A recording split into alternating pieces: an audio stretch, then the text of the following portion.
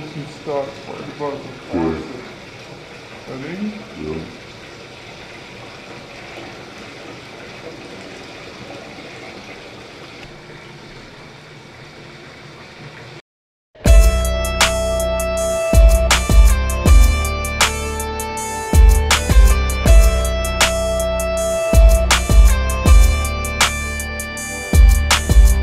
Sylvia Plath. Hearing Sylvia Plath read on a record reminded me of a pair of shoes I can't take off. No shoehorn, the laces won't break. She sounded so old, shrill in her voice, extra, like she was trying to convince herself, but the eyelids kept opening so she saw. She was young in age, about 30. She sounded like Hedda, a lady who wears hats and has many socials that people forget the date and never showed. She was trying too hard. The energy was tension. Babies in a runaway train for a husband. He burned her last journal. That always made me cringe. She looked so ponytailed in photographs. She could have been a college roommate of my mom's. She could have been someone my dad met before he met Mom and found a little too complicated to date. Artists seem to identify in the struggle to stay alive, to stay in a world we create what we need. She couldn't flutter her troubles away.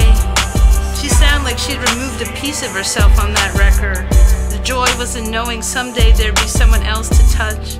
Young poets who get creases in their cheeks while reading the Colossus, who'd find strength to demand respect from their loved ones and hated ones after reading the letters of Sylvia, Anne Sexton, Daniel Berrigan, Jack Kerouac, Allen Ginsberg, Neil Cassidy, Alice B. Toklas.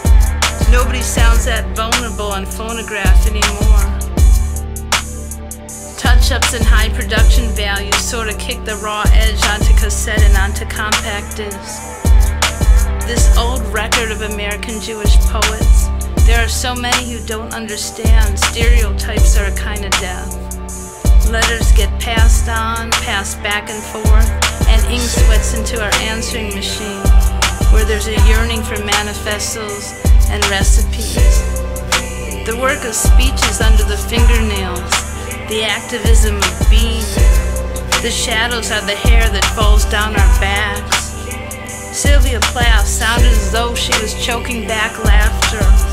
Irony that her sexy brain was in a see-through head people couldn't caress enough. Being smart alone at times can be as lonely as being the chalk that fell off and became the memory of someone's violent death. Being very smart can be like reading and wanting to not stop and fuck. One use the book when others aren't seeing and spread open to that page. Use that and press, use this and fly.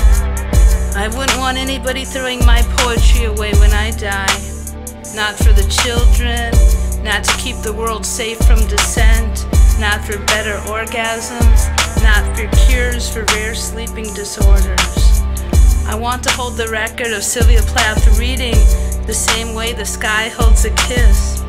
Throughout the ages, tin can lines we talk through, to the ones that came in sand painted and the ones who will come.